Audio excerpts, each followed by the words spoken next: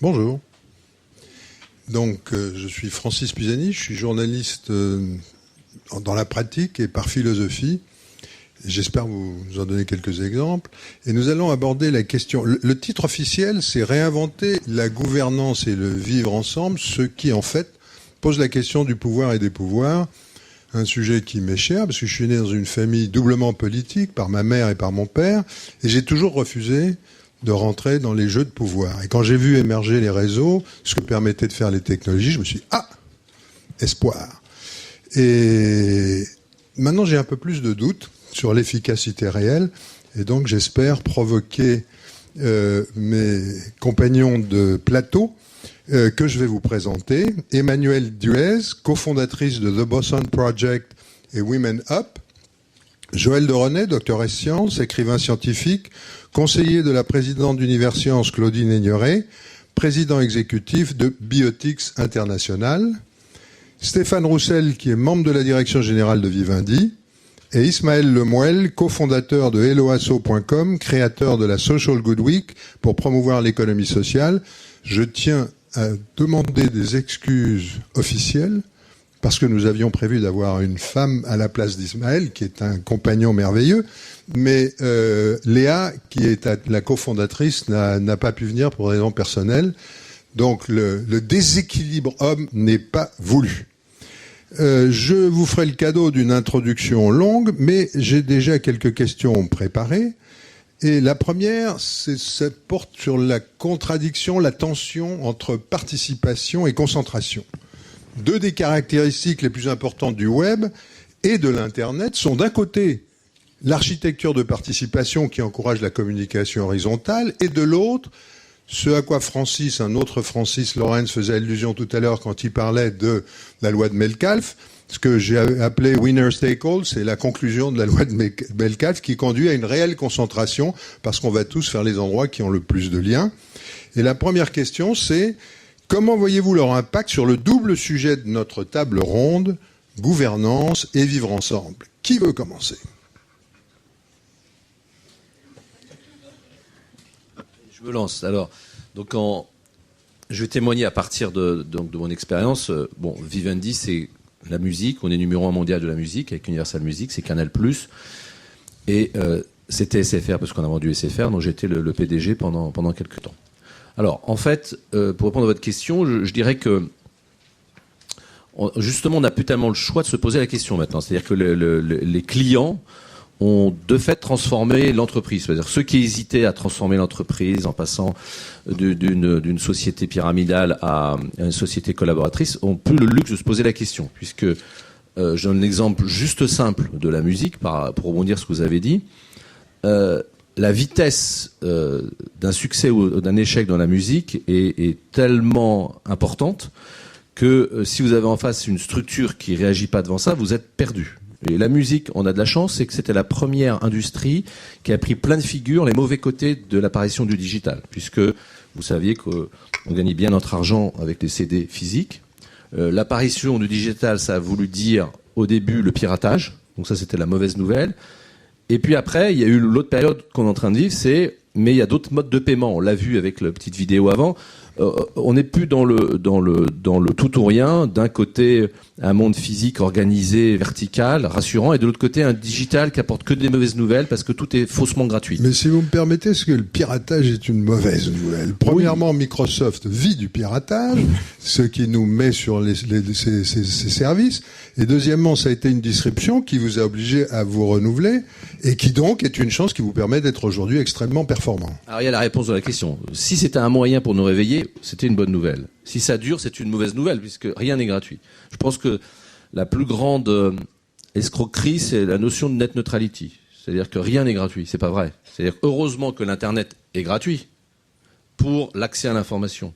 Mais dès qu'on vend un bien, c'est faux. C'est-à-dire qu'il y a bien quelqu'un qui pâtit de la gratuité à un moment donné. Donc il y a une grande démagogie derrière cette notion-là qui a été inventée par les plateformes américaines qui ont tout intérêt, vu l'importance de leur marché protégé interne, de vendre cette idée-là, puisque la masse fait l'argent.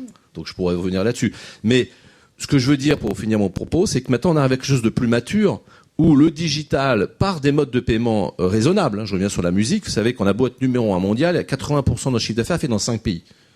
Donc ça veut dire quoi? Ça veut dire que ailleurs on fait pas la musique et on n'écoute pas la musique. Donc ça veut dire qu'il faut trouver des modes de paiement, comme on l'a vu pour les banques, qui soient pas vraiment prohibitifs, parce que là ça encourage le piratage, mais qui sont très ergonomiques, qui permettent, selon la géographie, selon les moyens de chacun, de payer une toute petite somme ou de payer une grosse somme, selon ce que l'on veut et selon ses moyens. Et ça, je trouve que c'est un équilibre économique intelligent. Et je crois qu'on va vers cette ère intelligente. Alors pour finir là-dessus, pourquoi je dis que ça se transforme en interne, c'est que vous imaginez bien que les gens qui ont drivé la réussite de Canal+ ou de la musique l'ont fait avec des règles où le temps était plus important pour changer les choses.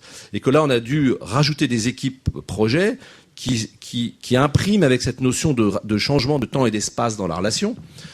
Et donc qui ont eu des succès parce qu'on avait des équipes flottantes. Ce qu'il faudrait réussir à transformer, c'est que ces équipes flottantes par projet deviennent quelque chose de naturel partout dans l'entreprise, ce qui n'est pas le cas. C'est-à-dire que je ne veux pas m'ériger en exemple. Il y a un décalage entre ce qu'on vend et la vitesse de ce qu'on vit et notre capacité à organiser ça. C'est un de mes rôles, c'est de faire en sorte que les petits succès qu'on a eus deviennent une évidence par un changement d'organisation plus profond qui n'existe pas encore chez nous comme dans toutes les entreprises françaises. Si vous permettez, je voudrais juste... Sur ta question ? Ok, vas-y, je voulais continuer. Sur la question fondamentale que tu poses, ce paradoxe entre gouvernance globale et initiative individuelle qui est au cœur de l'Internet moderne et de son évolution, il faut revenir à l'étymologie. Gouvernance vient de Kubernetes, qui veut dire gouvernail, dont sont issus les mots gouvernement, y compris le governor, qui a été inventé par Watt et Boulton pour réguler la vitesse des machines à vapeur. Donc c'est de la cybernétique. Et cette cybernétique, elle peut être captée par quelques-uns. Et l'initiative individuelle doit lutter grâce à ce que j'appelle la co-régulation citoyenne, qui est aussi une forme cybernétique de feedback sociétal. Alors quel est le danger? Francis Lorenz l'a bien dit, moi je le redis ici, tu l'as implicitement dans ta question de winner take all, c'est qu'aujourd'hui on est face à GAFA, Google, Apple, Facebook, Amazon, qui par leur contrôle du numérique des anciens secteurs, la banque, l'assurance, le loisir, le tourisme, l'immobilier, l'automobile, sont en train de grignoter progressivement des parts de plus en plus importante de marché, mais présente un danger. Ce danger, c'est que, comme le pétrole a été, à partir d'un trou foré aux États-Unis, la fortune de Rockefeller, en exploitant des ressources pétrolières sous-sol, le big data devient la ressource exploitable par ces entreprises-États, comme les appellent Patrick de Fribert et Véronique de Fribert dans un très bon article de l'Opinion, les entreprises-États face aux États-nations. Nous sommes des États-nations pyramidaux, on l'a assez dit ce matin. Eux, ce sont des entreprises-États dont les budgets, la capitalisation boursière leur permet de racheter Alstom et Peugeot comme ça, s'ils le veulent. Et donc, ils peuvent exercer un pouvoir qui n'est pas contrôlable par les États-nations puisqu'ils sont délocalisés, décentralisés et partout à la fois. Donc, la réponse à ta question, moi, je crois que les deux peuvent coexister. Une gouvernance globale maîtrisée, et de plus en plus de lois internationales cherchent à contrôler GAFA, d'une part, et d'autre part, la co-régulation citoyenne, c'est-à-dire notre action à nous sur le terrain, et on en a eu des exemples abondants ce matin, pour arriver non pas à contrer, mais à faire en sorte qu'on ne soit pas utilisé comme une nouvelle forme d'esclavage. Nous, les pronétaires, comme je les appelle, on est utilisés par eux pour leur fournir des contenus, choisir des livres, donner des informations dont ils se servent pour revendre par la publicité nos informations à nous, mais on est complices. C'est du win-win dans la mesure où leurs interfaces sont tellement intelligentes et leurs moteurs de recherche marchent tellement bien qu'on est obligé de jouer le jeu. Donc je pense que cette coopération va continuer et c'est dans l'intérêt des deux. Il y a donc une lutte, mais on reviendra sur cet aspect lutte. Emmanuel voulait dire quelque chose. Pour rebondir sur ce que disait M. Roussel, nous en fait on aborde la phase interne de ces transformations des rapports de force, mais également des transformations organisationnelles dans les entreprises. Parce qu'effectivement, je suis convaincue qu'il doit y avoir une corrélation entre ce qu'on trouve dans les boîtes et l'environnement autour des entreprises. Et nous, par rapport à ce grand sujet du numérique qu'on aborde depuis ce matin, on pense plutôt que le véritable levier de transformation, de mutation des sociétés et de la société, c'est moins le numérique qui est un moyen et pas une fin en soi, que peut-être les enfants du numérique qui sont apporteurs de façon de concevoir l'entreprise, de concevoir le management, de concevoir le leadership, c'est pile poil le sujet d'aujourd'hui, et de concevoir l'organisation dans sa forme, de manière radicalement différente. Ce qu'on fait très concrètement, en fait, c'est la phase complémentaire du discours de M. Roussel. C'est comment est-ce qu'on capitalise en interne dans des grandes organisations qui sont pas du tout cohérentes avec le monde tel qu'on le connaît aujourd'hui, c'est-à-dire un monde transversal, transparent, fluide, agile, réactif, interconnecté, qui est un monde numérique. Ces grandes entreprises-là, aujourd'hui, elles sont silotées, elles sont rigides, elles sont organisationnellement lourdes, et parfois même, dans leur mode de fonctionnement, elles sont devenues contre-productives, c'est-à-dire que le potentiel individuel, la force de créativité, de mouvement des collaborateurs, elle est réduite à néant dans ce genre d'organisation. Donc ce qu'on fait, c'est qu'on essaye de mobiliser en interne et à la base de la pyramide, puisqu'in fine on renverse la pyramide, des jeunes collaborateurs qui sont issus de ce monde qu'on évoque depuis ce matin et qu'on évoquera jusqu'à ce soir, je pense, pour qu'ils réinventent cette entreprise de l'intérieur. On est dans une démarche de responsabilisation et on leur dit très bien, le monde que vous connaissez, dont vous êtes issus. Et Michel Serres parle de l'homo numericus, qui serait une nouvelle population sur une planète radicalement différente de celle qu'on a connue jusqu'à présent. Il parle également de troisième grande révolution anthropologique de l'histoire de l'humanité, après l'écriture et l'imprimerie, dans une démarche de responsabilisation, puisque ce monde-là dans lequel vous évoluez, qui est le monde dans lequel vous vous épanouissez, vous ne le retrouvez pas dans les entreprises, charge à vous dans une démarche de responsabilité, de faire muter les modèles en interne, de vous retrousser les manches et de donner à voir aujourd'hui aux cadres dirigeants à quoi ressemblera l'entreprise de demain dans sa forme. C'est très concret, c'est très corporate, c'est très pragmatique. C'est pas du blabla, c'est une véritable proposition entrepreneuriale de business model dans ses formes de management et dans ses formes de leadership. Puisque moi, je suis intimement convaincue, et je suis loin d'être la seule, que cette nouvelle génération qui est issue du numérique, elle est en train de bouleverser la façon dont on considère un leader. Quels sont les attributs du leadership, quels sont les attributs de la gouvernance, qu'est-ce qu'on attend des gens qui sont à la tête des entreprises. Est-ce que demain, on les choisira pas par la base, dans une logique de démocratie corporate, pourquoi pas. Pardon ? Il y a déjà plein d'exemples de ça. Il y a des entreprises qui commencent à fonctionner comme ça. Il y a beaucoup d'entreprises qui commencent à fonctionner comme ça, c'est loin d'être la majorité quand même. Et là, on parle pas du CAC 40.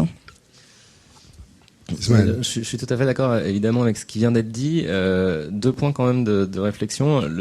Vous parliez, Francis, de la tension qui existe entre cette participation et ce monopole. Je pense que c'est important de réfléchir et de prendre un peu de recul sur cette idée du winner takes all. C'est pas si clair que ça en fait que ce soit le cas, parce que quand on regarde l'histoire relativement jeune du numérique, il y a quand même des bouleversements extrêmement importants qui ont eu lieu. Nokia a quasiment disparu de la circulation, etc., etc.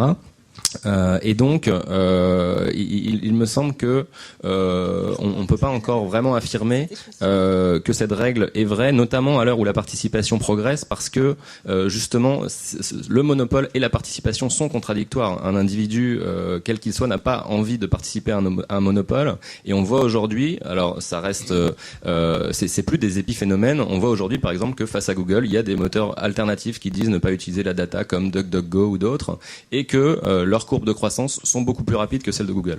Donc il y a un sujet qui est de voir si les organisations qui cherchent à avoir à tout prix le monopole vont réussir à perdurer dans la durée.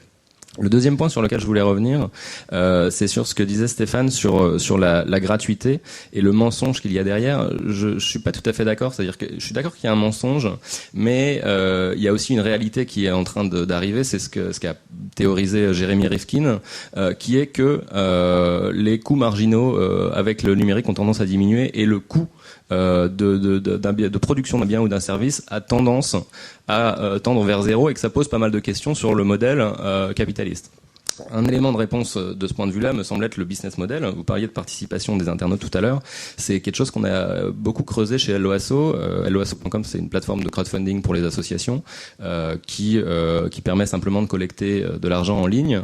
Et on a justement cherché à voir comment est-ce que ces modèles participatifs pouvaient s'appliquer au business model. Et notre business model est très simple. On demande aux internautes de participer à la plateforme LOASO, c'est-à-dire que 100% des fonds qui sont collectés par les projets sont reversés à ces projets et l'internaute est invité à laisser un pourboire à la fin de la transaction. Ça marche très très bien. On a un peu plus de 60% des gens qui laissent un pourboire aujourd'hui. Et ce que ça montre, c'est simplement que les organisations dans la musique, c'est un bon exemple, n'ont pas forcément encore pris la conscience que au lieu de prendre une commission ou d'être sur des modèles coercitifs, on pouvait tenter des modèles participatifs également dans les business models.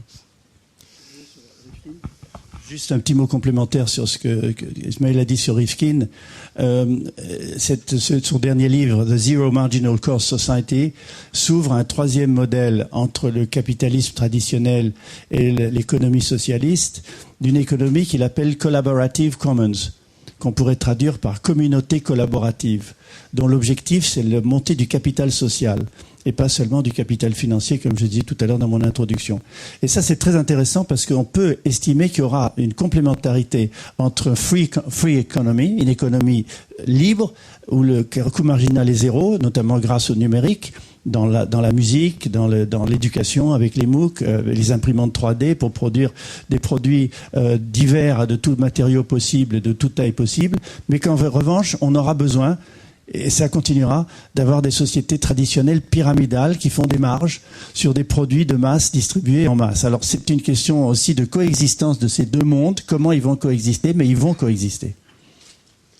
Emmanuel, tu as parlé du monde d'aujourd'hui en disant qu'il était complètement différent, et après tu as dit que les entreprises qui changeaient n'étaient pas nécessairement majoritaires. Et en fait, je pense qu'on est là sur une des questions que j'entends dans tout le discours de la journée.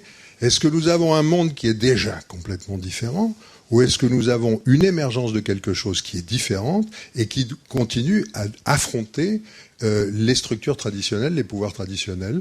J'aimerais bien la réponse de la petite poussette. On est déjà dans ce monde-là, mais il n'est pas visible pour beaucoup, comme on l'a dit. Ceux de l'ancien paradigme ne le voient pas. On est déjà dans ce monde. Tout ce qu'on a entendu de ce matin et ce qu'on va entendre cet après-midi montre que les réalisations sont déjà concrètes, de contournement, mais il n'est pas visible. La grande question, c'est comment le rendre visible. Est-ce que c'est d'essayer de convaincre ceux de l'ancien paradigme? Non. C'est une perte de temps. Est-ce que c'est d'essayer de communiquer? Oui. C'est ce qu'on essaye de faire. C'est de semer des germes qui font que les gens se disent, il y a une fissure, on a hacké le système à l'intérieur de cette fissure, comme le disait ce matin Cyril, et de l'intérieur, le système peut changer. Et je reprends cette phrase de Jacques Monod, il disait, les idées sont comme des virus. Il faut créer des épidémiologies d'idées et des épidémies d'idées, et à partir de ce moment, quand l'idée arrive à prendre le dessus sur l'idée ancienne, eh bien le système est conquis de l'intérieur et il change. Alors, pour compléter les propos de Joël, moi, j'aime pas trop cette appellation le monde de demain, etc., parce que je pense qu'effectivement, pour répondre à votre question, c'est déjà le monde d'aujourd'hui. Il suffit juste d'ouvrir un ordinateur, d'interroger un petit gamin de 6 ans pour se rendre compte que le monde, il a considérablement muté, que c'est déjà fait, que probablement dans 30 ans, en prenant un peu de recul, on se dira on avait la chance extraordinaire de vivre à cette période de mutation historique, qu'aujourd'hui on a beaucoup trop le nez dans le guidon pour s'en apercevoir, mais qu'effectivement les changements sont en route.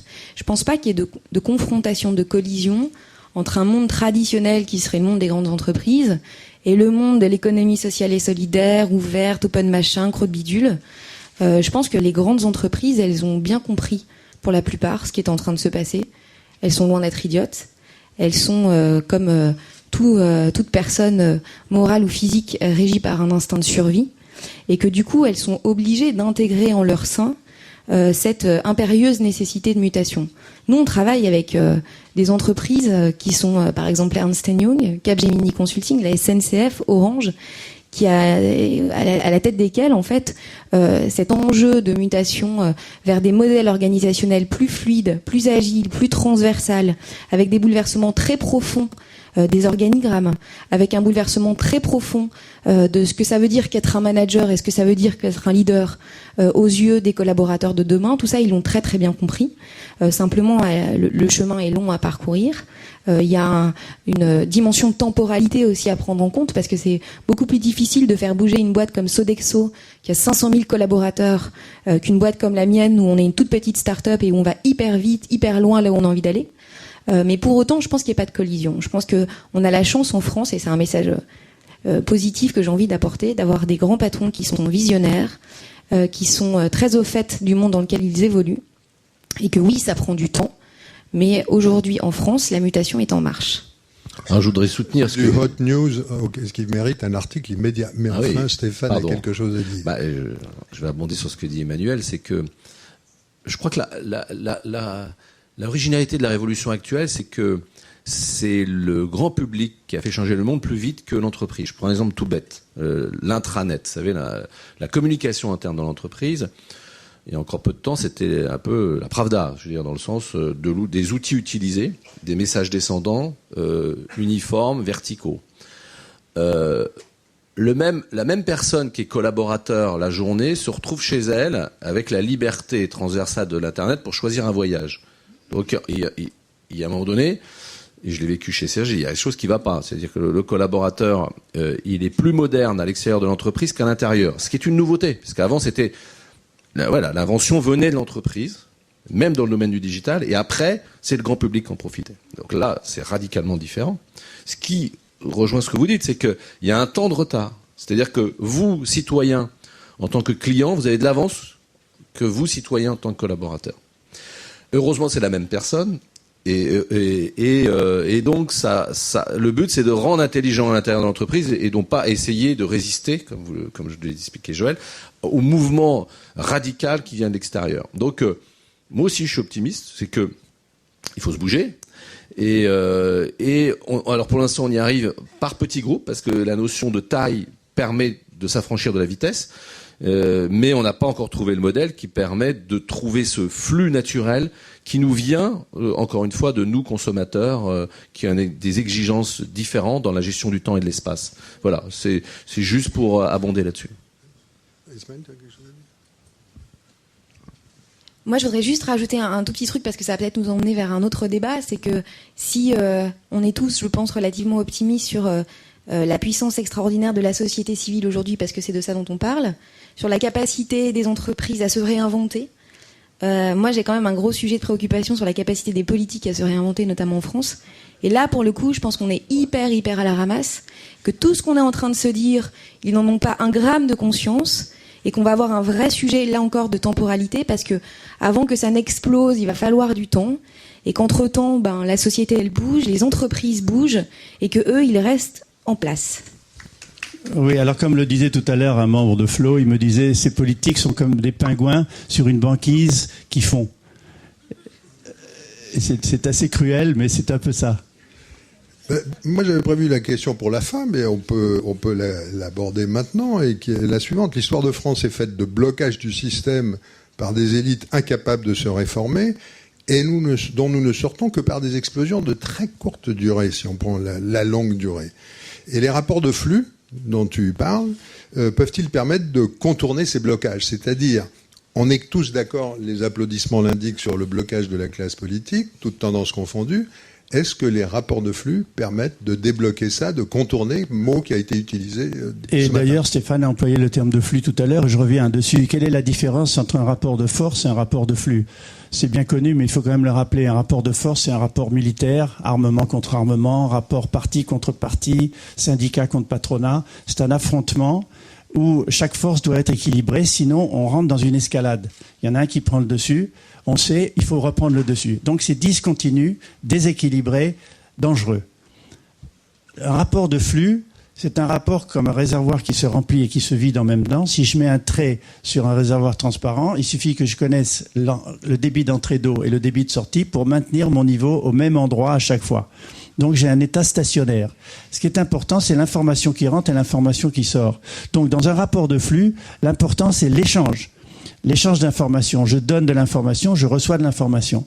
Donc pour débloquer le système dont tu parles, ce blocage des politiques, il passe par le dialogue et par l'information d'une part, il passe par le contournement, on en a parlé, et il passe par le changement et la rupture de paradigme. Et je termine là-dessus en faisant une allusion au surf, évidemment, qui est la société fluide.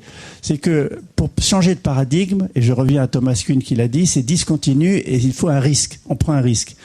Le surfeur qui va rentrer dans le tube, qui est le summum du surf, il est dans 3 modes. Il est d'abord dans le mode d'être sur la vague, ensuite il est dans le mode d'être sous la vague, il est dans le tube, Et au bout du tube, qu'est-ce qu'il voit? La lumière. Il va sortir dans la lumière. C'est très initiatique ce que je dis. Donc il sort dans la lumière. Donc il a 3 modes. Et en même temps, il a un risque énorme à l'intérieur du tube. Parce que s'il a la moindre erreur dans son angle, le moindre accroche, hop, il part dans la machine à laver et il tombe dans le tube et il se retourne. Donc, pour sortir d'un paradigme, il faut prendre du risque. Il faut être dans le flux. Il faut être dans le flow. Il faut surfer les événements et être capable de les anticiper. Sinon, ce que les politiques ne savent pas faire, ils ne savent qu'anticiper leur prochaine élection. Et qu'est-ce qu'il va falloir faire pour être réélu? Or, la contextualisation de tout ça, ce que disait Ségolène Royal tout à l'heure en parlant d'approche écosystémique, est essentielle pour que les politiques comprennent le monde dans lequel ils sont et comment ils peuvent aider à agir sur ce monde, c'est-à-dire catalyser et pas seulement décider pour qu'on fasse ce qu'ils ont préconisé par des lois.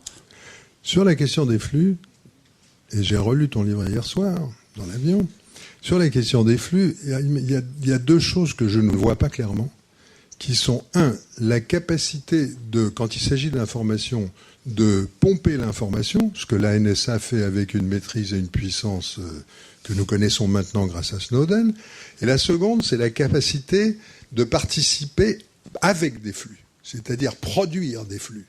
Et je voudrais savoir comment tu penses qu'est-ce que tu penses de ces 2 questions et comment ça intervient dans notre problématique de la gouvernance, du vivre ensemble et de la question des pouvoirs. Alors, en 2 mots, il n'y a pas que la NSA et Snowden qui ont capté des flux, il y a aussi GAFA.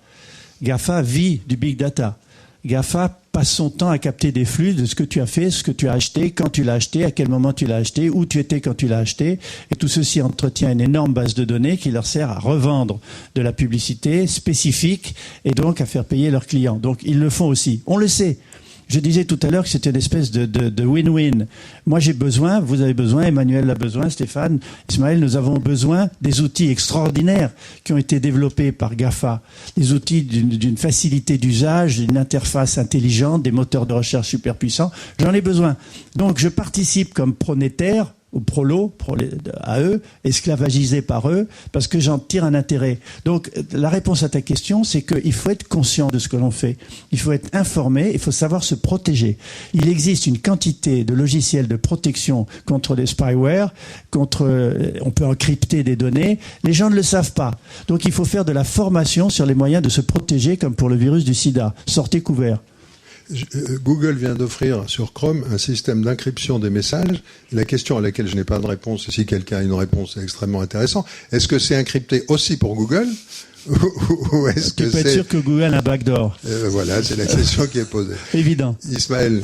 Oui, je voulais revenir sur un peu ce politique bashing. Je suis pas tout à fait d'accord avec le constat. D'une part parce que quand on regarde ce qui se passe aux États-Unis, ils sont quand même assez en avance sur ces questions-là. Et le mouvement politique américain a pris en compte cette révolution numérique, en tout cas plus qu'en France. On peut voter en ligne sur le site de la Maison sur le site de la Maison Blanche. Chris Hughes, qui était un des fondateurs de Facebook, a accompagné pendant assez longtemps Obama sur cette politique-là. Donc, faut pas désespérer des politiques. C'est quelque chose qui peut exister et même en France on est en retard certes, mais j'ai payé mes impôts sur mon smartphone avant-hier et donc ça avance. La deuxième chose que je voulais dire, c'est que si ça avance un petit peu moins vite en France, je pense que c'est effectivement un problème d'élite. C'est que c'est pas nouveau, hein. Les élites, ça existe depuis plusieurs milliers d'années. Il y a eu les rois. Ensuite, après la révolution industrielle, il y a eu la bourgeoisie. Après la Seconde Guerre mondiale, il y a eu les grandes écoles. Et cette élite, est visiblement à un tournant où tous les politiques sortent de l'ENA et n'ont pas encore pris ce virage. Mais à n'en point douter, une nouvelle forme d'élite plus technopolitique est en train d'émerger et va réussir à embrasser cette révolution numérique. Je veux dire, alors, là, l'exemple donné aux États-Unis. On sait qu'aux États-Unis, ceux qui gouvernent, c'est les entrepreneurs, c'est pas le politique. Donc, ça renforce notre opinion sur la France, où ce qui a des bons et des mauvais côtés, mais en l'occurrence, quand ça va trop vite, ça a des mauvais côtés, où c'est les politiques qui gouvernent avec comme objectif effectivement la prochaine échéance. Donc c'est pas les personnes qui sont attaquées. Moi, j'en fréquente beaucoup. Ils peuvent avoir notre discours. Donc c'est pire que ça. C'est pas les personnes qui sont à côté de la plaque. C'est le système politique qui fait qu'elles ne peuvent pas se mettre dans le mouvement. Donc, évidemment, on pourrait avoir le courage de le faire, mais c'est pas facile quand ça devient un métier. En France, c'est un métier en plus, donc on va pas, voilà. Donc, c'est vraiment un problème qui est à la fois pas important parce qu'on l'a très bien situé, et en même temps, pour le changer, comme c'est ceux pour qui on vote qui doivent les changer, ils ne le feront pas. L'exemple des régions et des départements, c'est quand même un très bel exemple. Donc, on est dans un cercle vicieux. Donc, mais cela dit, on n'a pas besoin d'eux. C'est là où je suis optimiste. C'est que quelque part, le monde change quand même, y compris en France, très vite, en souterrain. Et j'espère qu'il n'y aura pas besoin d'une prise de la Bastille pour l'officialiser. Mais finalement, voilà, ça se passe quand même, et je les crois tellement dépassés qu'ils ne pourront pas empêcher les mouvements. Mais voilà, donc ça c'est mon opinion. Maintenant, pour revenir sur les GAFA, il faut quand même bien voir le système. Hein. Donc Google, Apple, Facebook, Amazon. Encore une fois, ils ont un territoire immense, discipliné américain qui leur permet de faire des essais-erreurs, qui leur donne ce gigantisme, qui leur permet d'être faussement gratuits.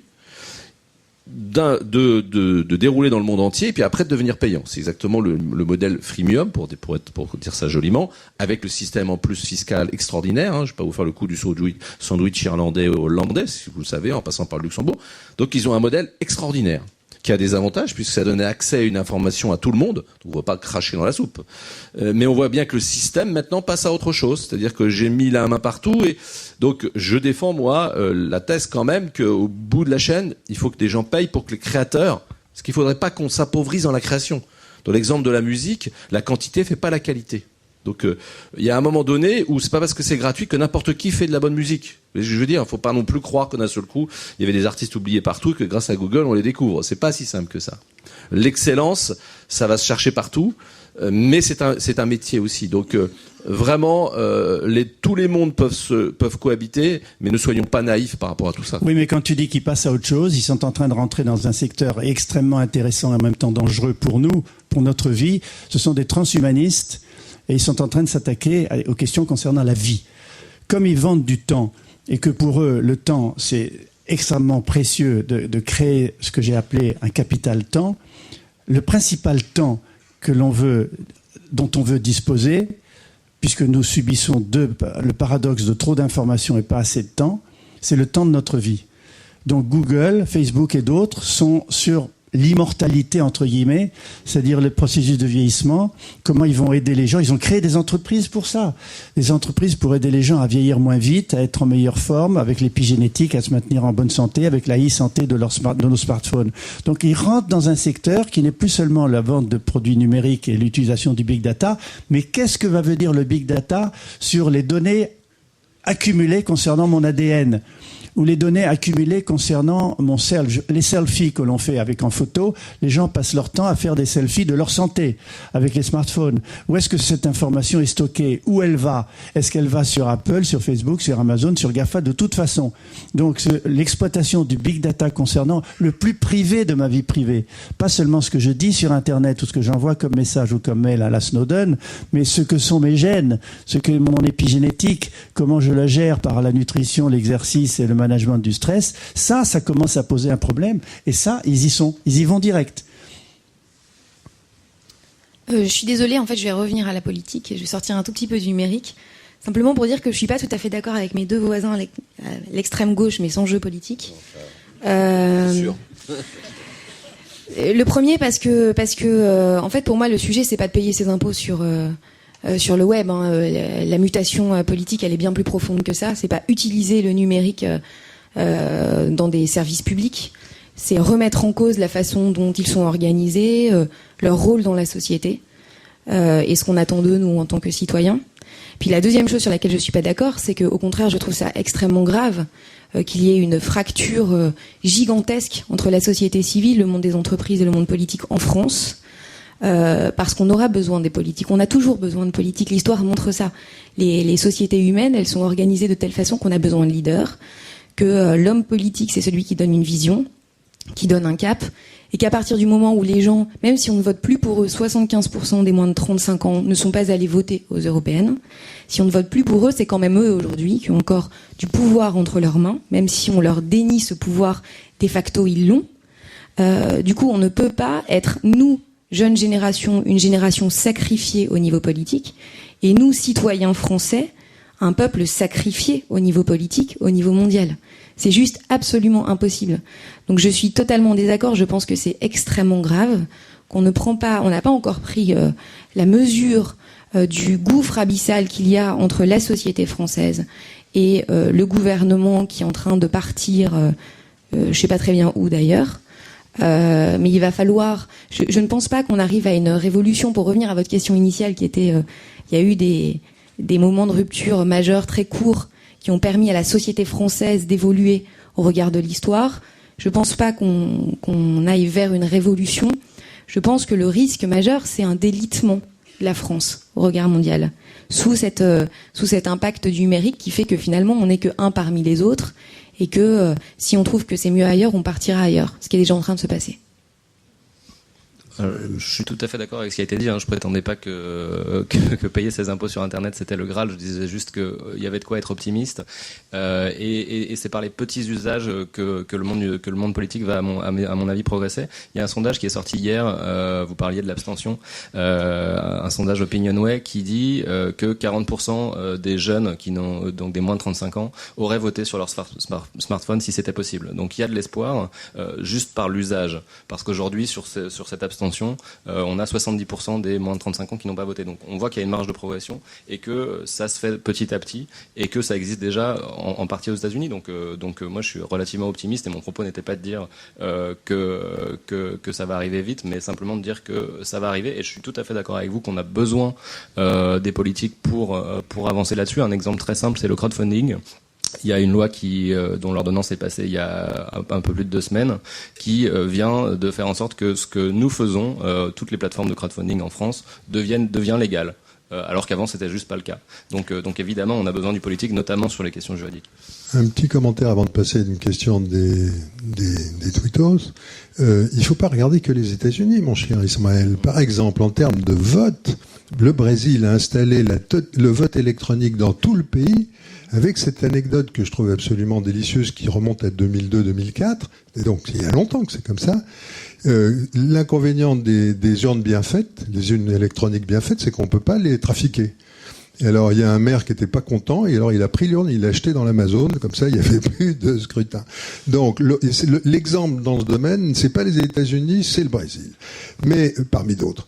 Je voudrais les questions des tweetos. Alors la première, c'est: le monde n'est-il pas trop individualiste pour collaborer ainsi? Elle vient de JFCC.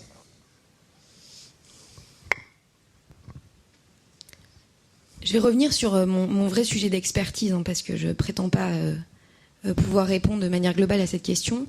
Quand on parle des digital natives, on parle beaucoup de numérique aujourd'hui, c'est une génération qui effectivement est extrêmement individualiste. Toutes les enquêtes le montrent, ils se revendiquent comme tels. Et quand vous allez dans des entreprises, la plupart des managers vont dire c'est assez ahurissant à quel point ils sont individualistes. Mais c'est précisément parce que nous sommes individualistes que nous collaborons. C'est la différence entre le collectif et le collaboratif.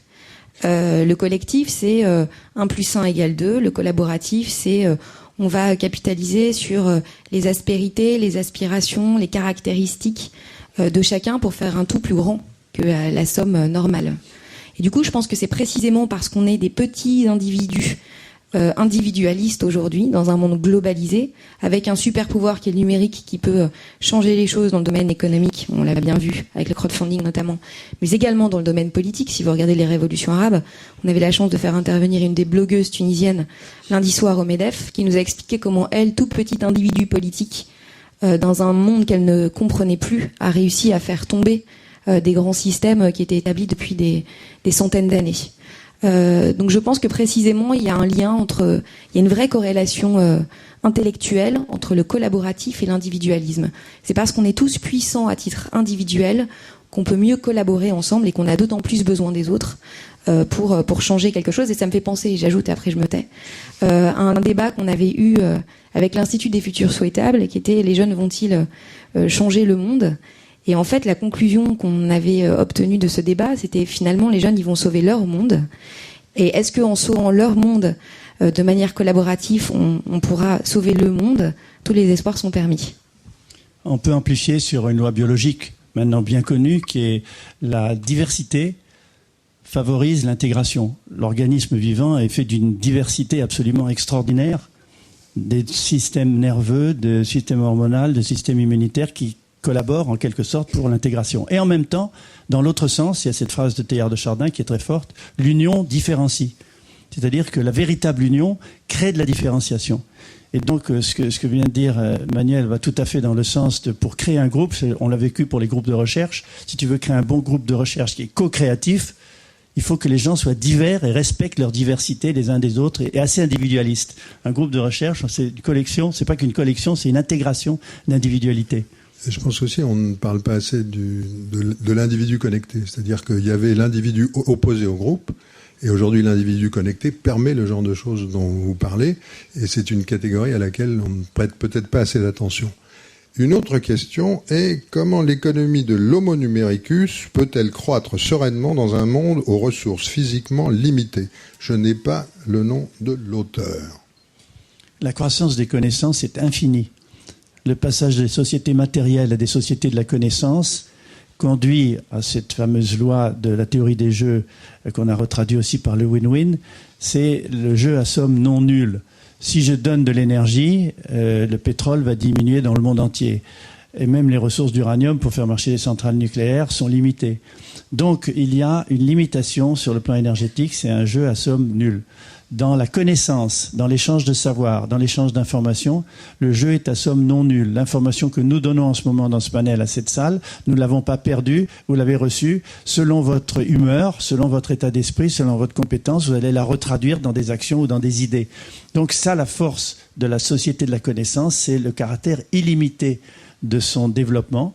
Et dans ce développement, dans une free economy, comment trouver, alors ça c'est une autre question sur ta question, c'est comment dans une économie libre et une économie à la Rifkin, au cas marginal zéro, faire en sorte que cette explosion de la société de l'information et de la société de la connaissance puisse permettre des justes rémunérations. Je parle là au sens classique du terme. Oui, de mon point de vue, il y a effectivement une question centrale à cet endroit-là. Un exemple récent qui montre bien cette problématique, c'est le Bitcoin. Je ne sais pas si vous avez, je pense, tous entendu parler du Bitcoin, qui est cette monnaie virtuelle qu'on peut s'échanger quasiment gratuitement sur le web et qui remet pas mal en question certains modèles existants, certaines entreprises existantes qui embauchent des centaines ou des milliers de salariés. Aujourd'hui, il faut savoir que Bitcoin, c'est plus de volume que Western Union et d'ici fin 2014, ça sera plus de volume que PayPal. Et ça pose une vraie question parce que aujourd'hui Bitcoin est un protocole open source qui n'emploie personne, qui est complètement peer-to-peer, et du coup effectivement il y a une destruction de valeur sur l'emploi qui est assez nette. La question est donc de savoir dans cette destruction de valeur où est la valeur créée par le Bitcoin, qui est que finalement cette commission qui n'est pas payée par les gens qui échangent des Bitcoins est utilisée vraisemblablement à d'autres choses par les internautes. Mais ce que je voudrais revenir, Joël, tu parles de l'énergie, du pétrole, mais qu'en est-il de l'eau ?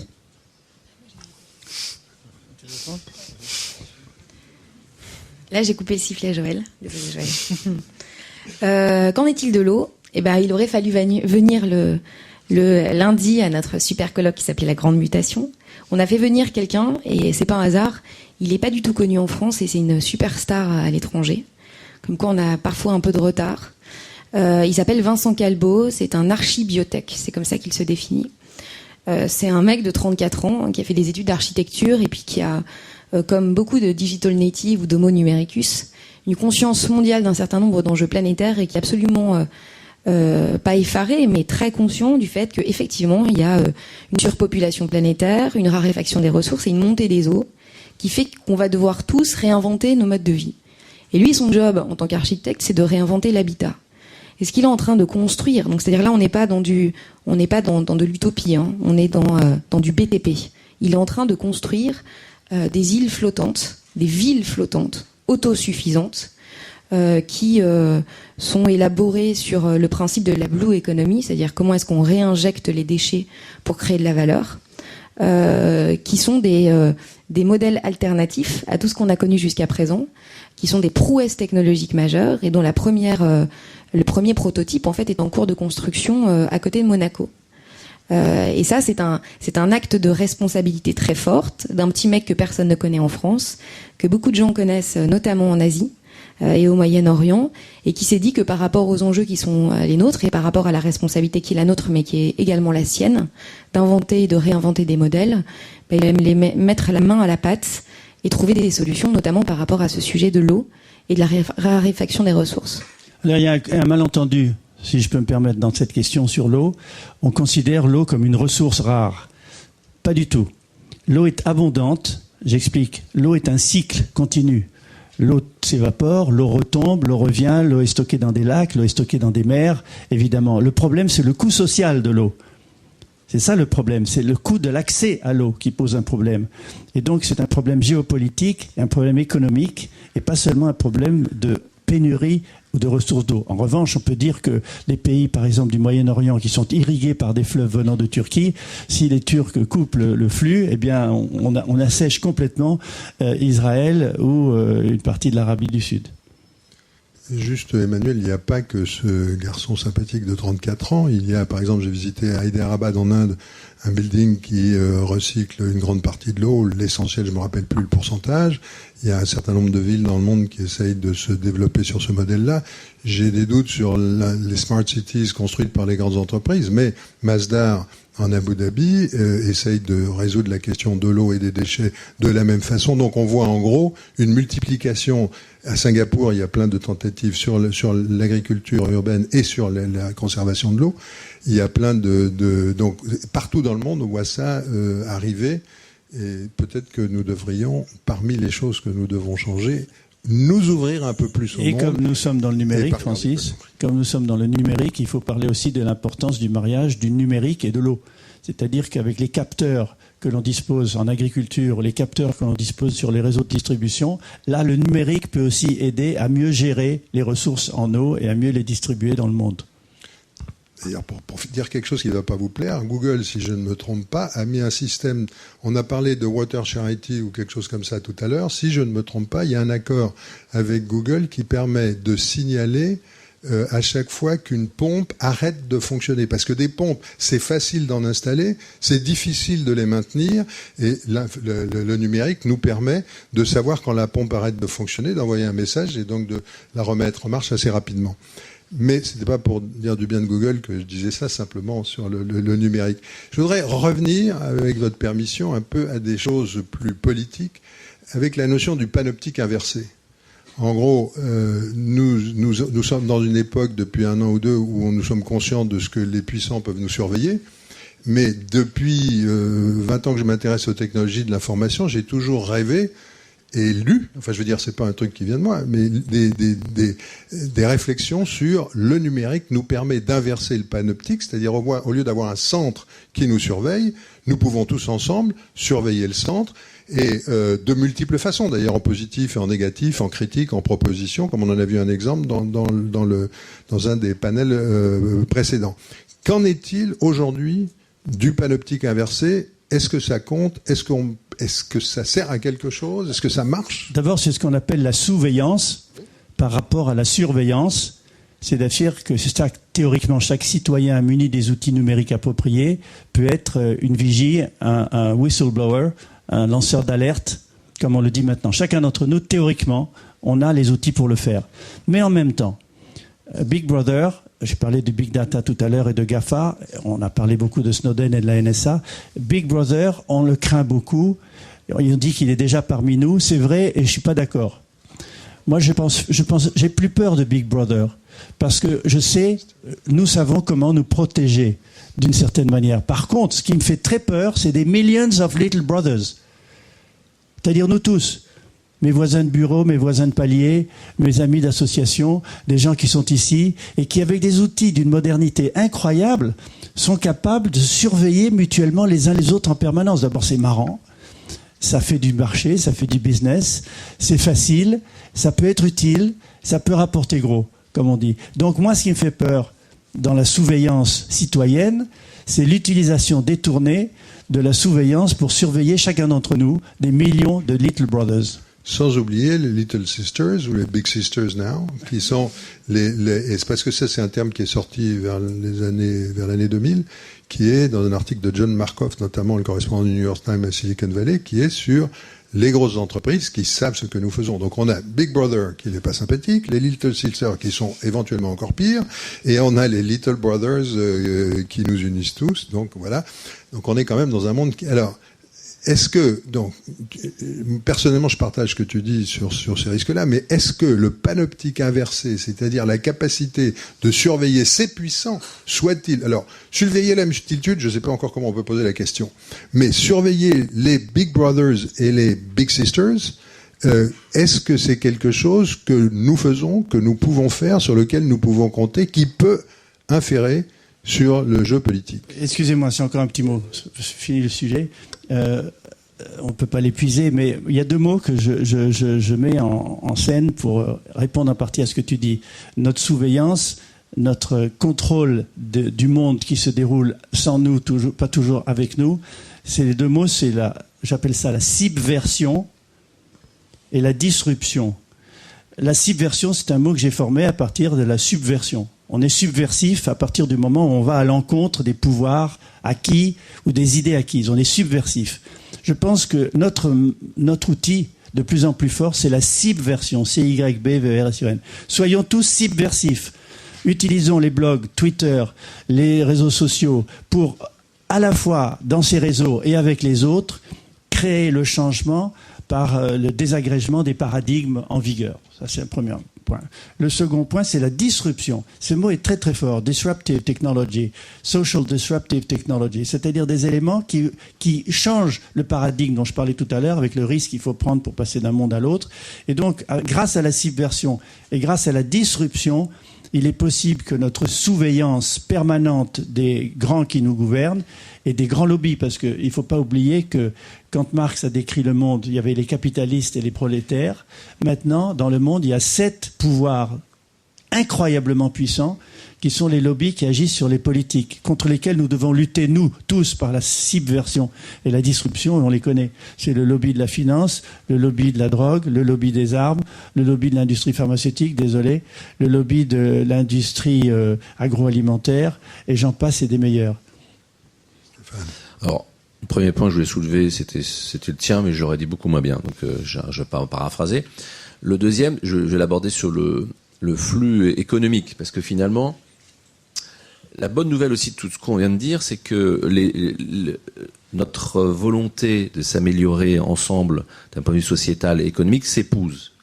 C'est-à-dire que dans les années 90, on était encore à dire une entreprise, elle doit être à la fois citoyenne, puis à la fois elle doit rendre des résultats, comme si l'un et l'autre s'opposaient. Et puis on a même une mauvaise conscience de dire, tiens, on va donner de l'argent à tel endroit parce que on en gagne tellement par ailleurs. Parfois, ça n'a même aucun rapport l'un avec l'autre. Et la bonne nouvelle, c'est que les deux se rassemblent. C'est-à-dire que, à tel point que j'ai pu imposer, là, chez Vivendi, des bonus sur les dirigeants où le sociétal rejoint l'économique. Et on n'aurait pas pu faire ça il y a 10 ans. Je prends un exemple très simple. Et vous verrez que ça répond à la question très indirectement. C'est que, par exemple, pour la musique, puisque cet exemple, tout le monde se sent concerné, vous pouvez dire, on devrait donner la chance à chacun d'être musicien dans le monde, et vous pouvez avoir une œuvre caritative autour de ça. Et finalement, la bonne nouvelle, c'est qu'en faisant ça, puisque, et là je rejoins votre propos, le monde est à la fois plus concentré et plus divers, en faisant ça, c'est ce qu'on fait, en faisant tourner des studios en Afrique, en donnant des instruments à des gens qui pourraient produire, on fait du business en même temps. Et il faut l'assumer. C'est-à-dire que maintenant, quelque part, grâce à ces moyens aussi que l'on vient de décrire, à la fois centrifuge et centripète, vous avez une possibilité que le plus grand nombre puisse venir au centre. Je prends l'exemple, un artiste au fin fond du Bangladesh peut devenir très célèbre parce que son morceau a du sens et que tout le monde vote pour lui, même si le central ne l'a pas repéré. Donc on a intérêt, nous, d'un point de vue économique, à multiplier les chances de trouver des artistes partout dans le monde, en leur donnant les moyens. Donc on fait une œuvre, de toute façon, de bienfaisance, même s'ils ne deviennent jamais professionnels, et en même temps on se donne la chance de repérer des artistes, puisque le paradoxe qu'on vit, c'est qu'à la fois winner take all, comme vous dites, et c'est vrai aussi dans l'industrie, les grosses stars deviennent de plus en plus grosses, donc on peut dire tiens, ça c'est une mauvaise nouvelle, et en même temps, le même mouvement arrive, c'est qu'on a beaucoup plus de personnes qui, par respect des cultures locales, deviennent des célébrités localement. et pas mondialement.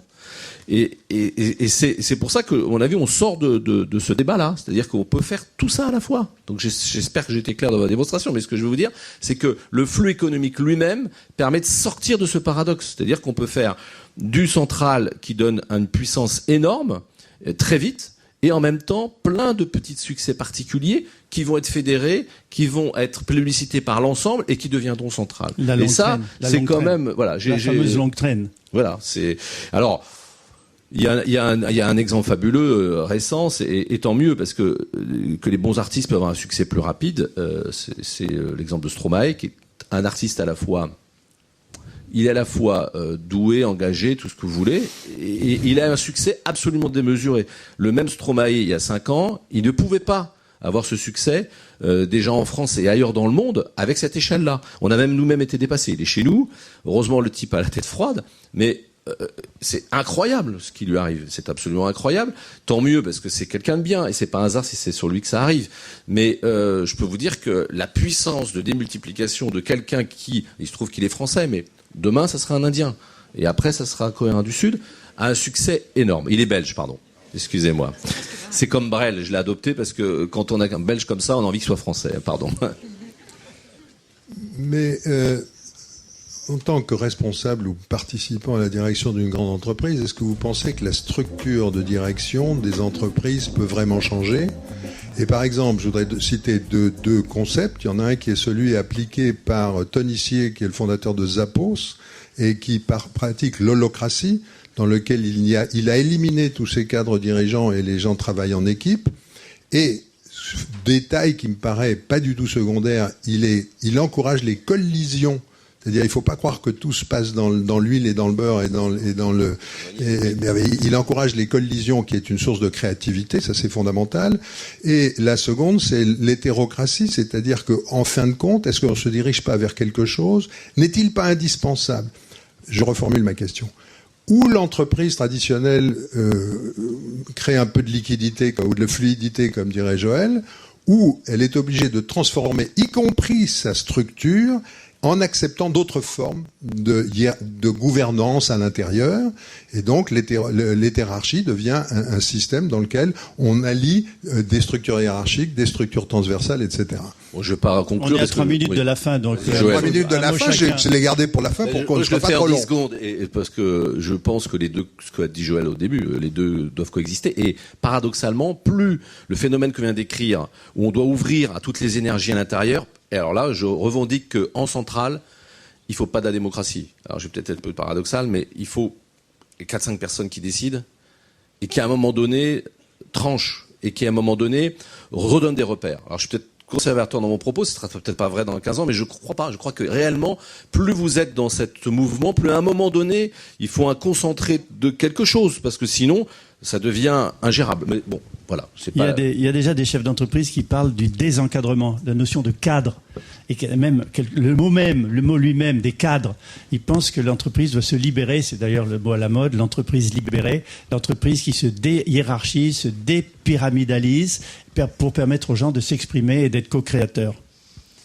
Oui, juste pour revenir sur la panoptique inversée, très rapidement, je voulais juste dire que un exemple sur les émeutes dans les banlieues en 2005, qui sont énormément organisées par la technologie, c'était de la low-tech, le SMS à l'époque. Ce qu'on sait assez peu, c'est que ces émeutes dans les banlieues, elles sont arrêtées au moment où le SMS a été coupé dans les banlieues et que les gens ne pouvaient plus communiquer entre eux.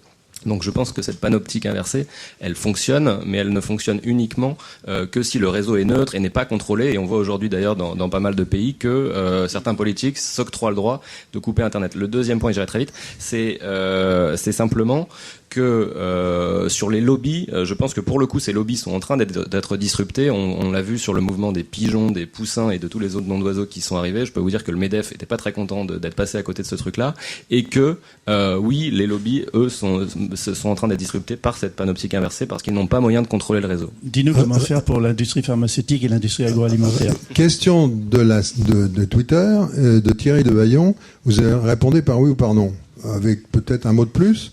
Les politiques ont-ils finalement une influence réelle ? Chacun d'entre vous. Évidemment. Bien sûr, mais il faut savoir les manipuler. Oui, mais demain, certainement en France, j'espère que ce sera le prochain président ou le suivant, ne sera pas issu du milieu politique. Oui, je suis tout à fait d'accord avec ça, et il ne faut pas oublier que les politiques sont des citoyens comme les autres. Merci beaucoup, merci à vous. Merci à tous.